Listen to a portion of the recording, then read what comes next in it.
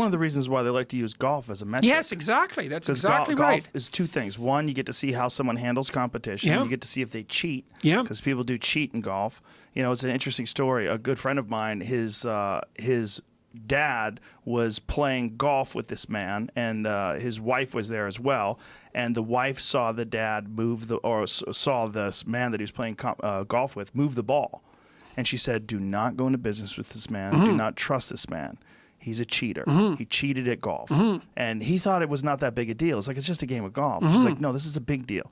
Turns out the guy was a fucking criminal. It just took a while to find out. I mean, he wound up doing a lot of other things. That how you do some things is oftentimes how you do everything. Yeah, well, that's why people are so interested in games. Yes. You know, because Get games... to see who a person really is. Yeah, well, games... And this is, again, why I'm such an admirer of Piaget, because he knew very well that a game is a microcosm of reality. Yeah. That's why we like... I mean, you have to have an explanation for why people like games. Yeah. You know, and I've been talking about this a lot in my lectures, too, is you think, well, you know, any game, like any competitive game, soccer's a good example, it's basically a hunting game, okay? Because you're firing a projectile at a target.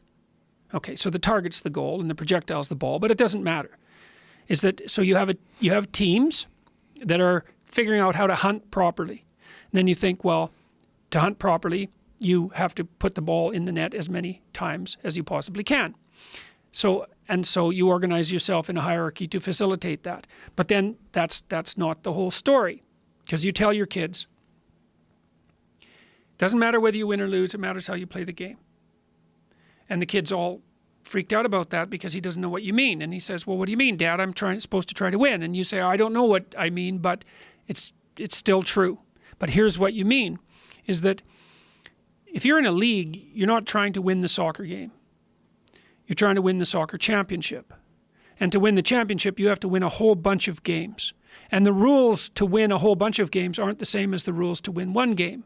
You know, like you could go flat out as the prima donna and bend the rules and cut corners and exhaust everyone and win the game and then lose the next three, because that's a stupid medium to long-term strategy. Or you could be like the superstar and hog the ball all the time and never give your teammates a chance to develop, but then you're injured and your team is out. So that's a stupid strategy too. So you think, well, what you have to do to win the championship is that you have to organize your team so that the best players lead, but that everybody gets developed, and that you play the medium to long-term game in a fair way, in a fair and decent way. Okay, and so you think, well, that's how you win a championship. I talked to a coach a while back, and he said one of the things he did to select athletes was to watch what happened when they scored a goal. And if they were celebrating on their own, you know, in sort of an egotistical way, then that wasn't such a good sign. But if they scored a goal or a touchdown or whatever it was, and their whole entire team came in and mobbed them and then like lifted them up on their shoulders, and they thought, that guy is an athlete. Because not only can he put the ball in the net, but he does it in a way that benefits the entire team. And that's the person you want around for the long run. And so then the goal isn't just to put the ball in the goal. The goal is to put the ball in the goal the largest number of times while simultaneously benefiting as many of your fellow players as you can. Well, although I think that's a great strategy, I don't think that's necessarily the meaning of it doesn't matter if you win or lose. It's how you play the game. I don't think people think of it in terms of like a long-term strategy for championship leagues. I think when they're saying it doesn't matter whether you win or lose, it's how you play the game, meaning don't cheat. Yeah. Do your best and learn.